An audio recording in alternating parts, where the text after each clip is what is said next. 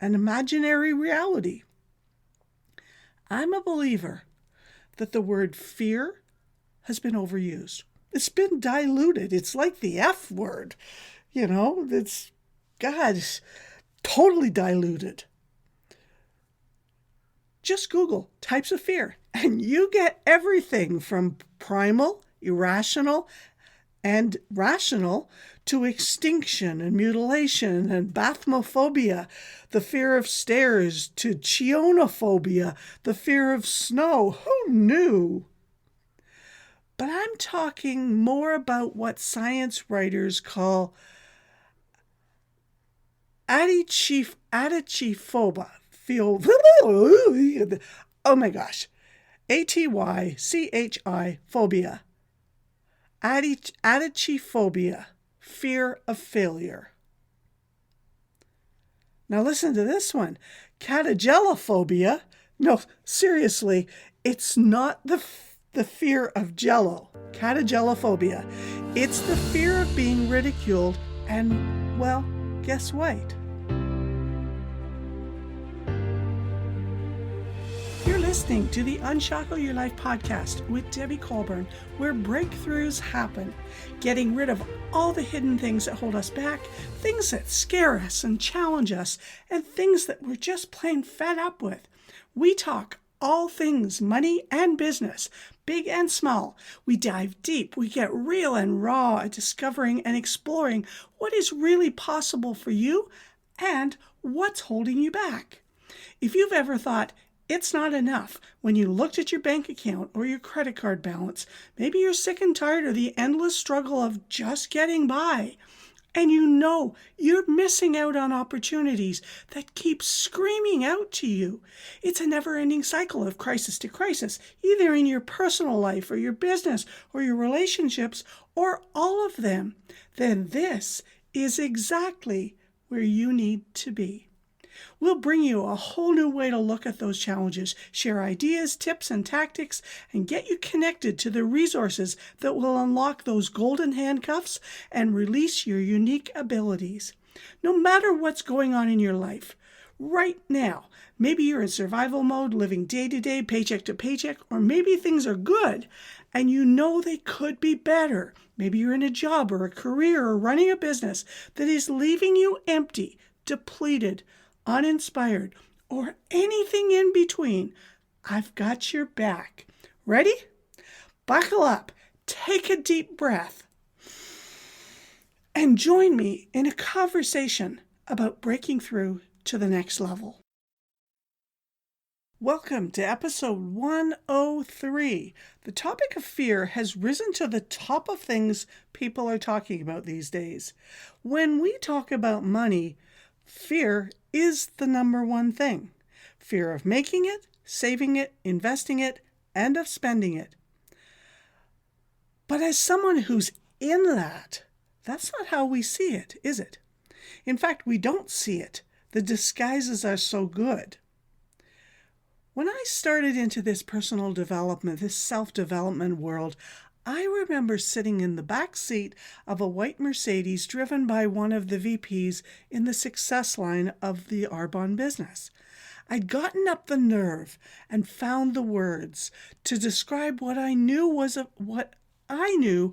I was afraid would really happen if I dialed it up and really got myself into action.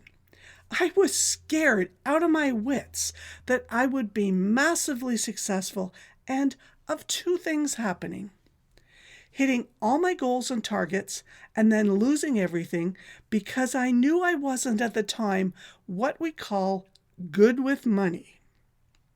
And of someone finding out my backstory, and you guessed it, losing everything I'd worked so hard to build.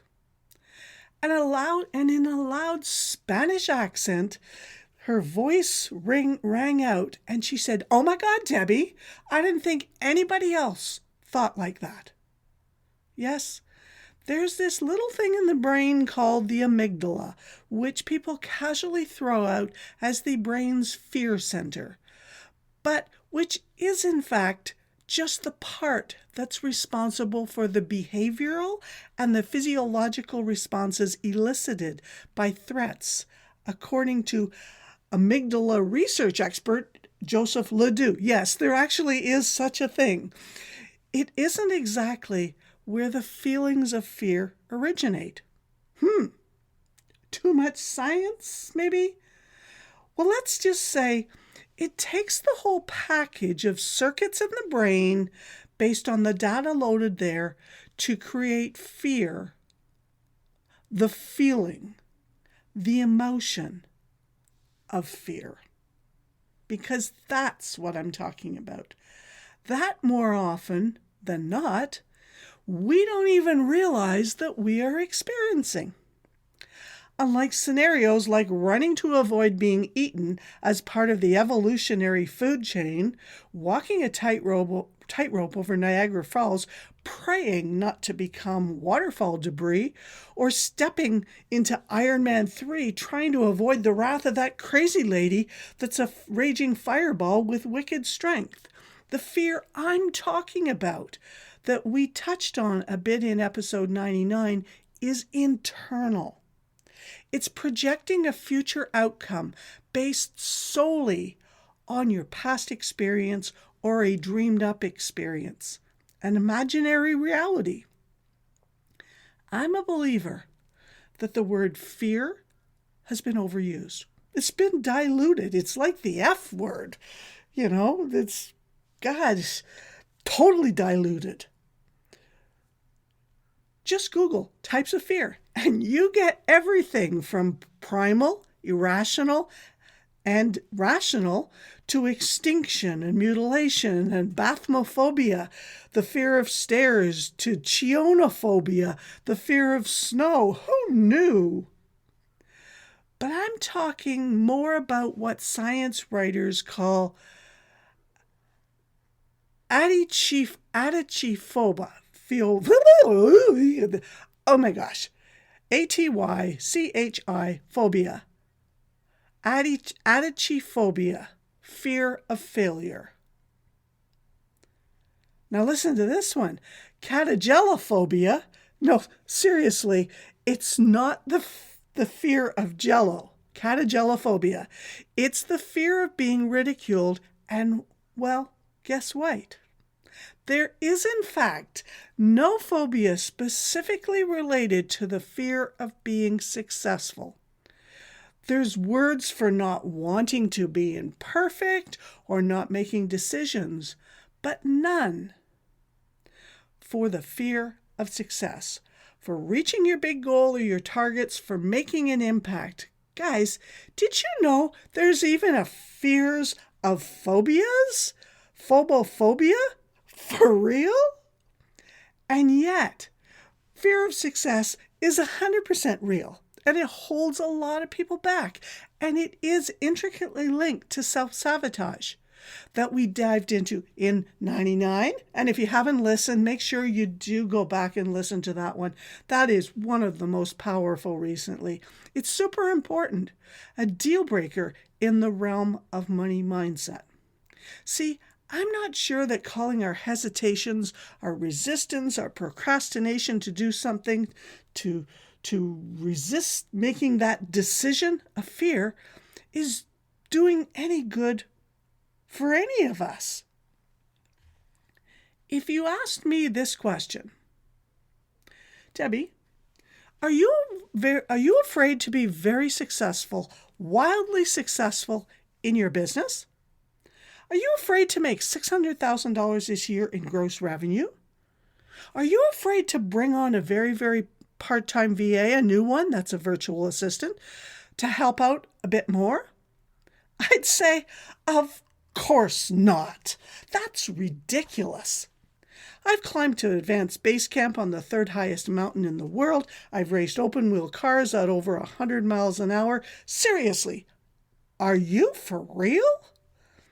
And yet recently, when I was on a podcast interview on the Not Your Average Lives podcast, Life Live, the interviewer said, "It seems to me like you're pretty fearless, not afraid of anything." Hold up. Beep, beep. Back that damn truck up. Rewind? I have fears. I get scared all the time. We all do, in many different forms, from a plethora of different life experiences. Recently, an exploration into a timeline of needle-moving events in my life where I had been driving new initiatives, guiding organizations to up-level, I discovered that as a woman in male-dominated fields, accounting and cars, anytime I tipped something into a new level, in every case, I had been rewarded by being fired or removed or cut out from the project. In the dog training world, we call that negative punishment. And I honestly had never connected the dots before. I've always believed in my ability to get to the level that I want, to do what I want. But in naive oblivion, strong, confident, resilient woman just found a new challenge and took it on, always getting a similar result, aka negative punishment. And if you're over 55, then you're likely familiar with this as a version of the glass ceiling. What was I really afraid of? What are you?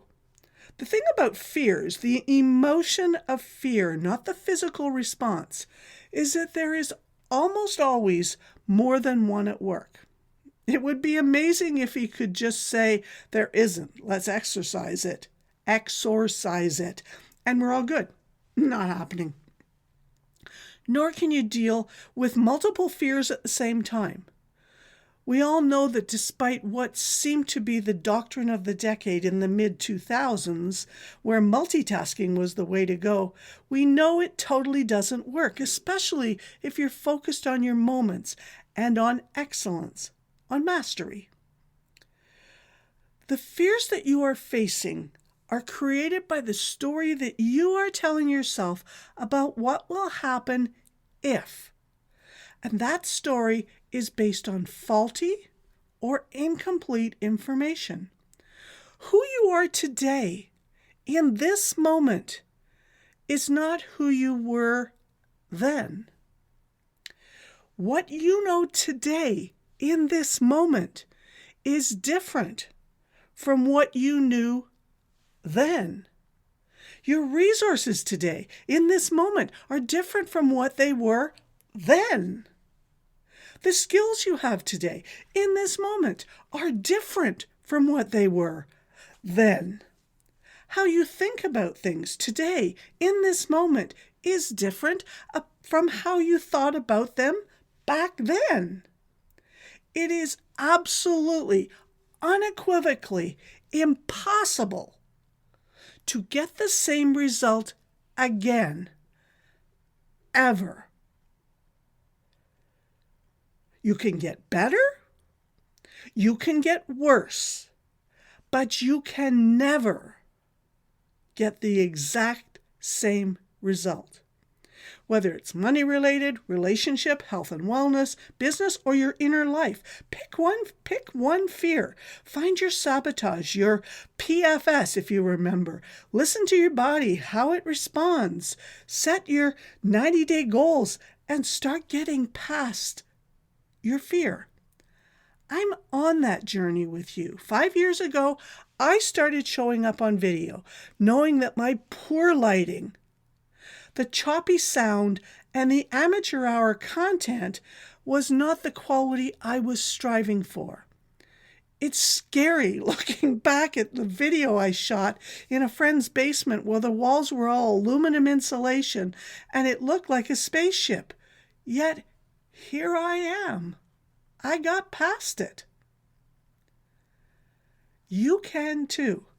Once you write it out, say it out loud, dig and poke and ask questions of yourself. I'm here. I've got you, like my guides and Sherpas have us on adventures in the mountains. So there's a lot here. And my wish for you and for your family and for your business is that you take something away from this episode today that will encourage you to take the next step. Some very simple, almost insignificant 1% better step to start building in yourself a bias for action. Build it into your daily life. You already know that your thinking is what drives everything. So we've created the new 90-day affirmations sent to you every day for 90 days, right into your inbox, so that you can unlock every day with intention. So just sign up over at Debbie Colburn /unlock the day. It's totally free. So we're here, the end. Time for that question that I ask everyone at the end of each episode. What is the very best thing that could possibly happen if you unlock just one of your shackles today? Hey, if this podcast got you thinking you're ready to improve your money or business situation, or both, please make sure you're subscribed and share it with everyone you think needs to hear this. The link is in the show notes, and drop a review in wherever you're listening. Make sure to check out the all-new Breakthrough Navigator, the Money and the Money and Business editions, where you can work directly with me to transform that money situation in your bank accounts that is keeping you up at night. It's super easy. Just head to our website at debbiecolburn.com/links. And while you're there, sign up to grab your very own free personal daily intention setter in your inbox every single day for 90 days. Absolutely free. I actually get them sent to myself. They are so friggin' amazing. Simple tools to transform both your personal life and your business.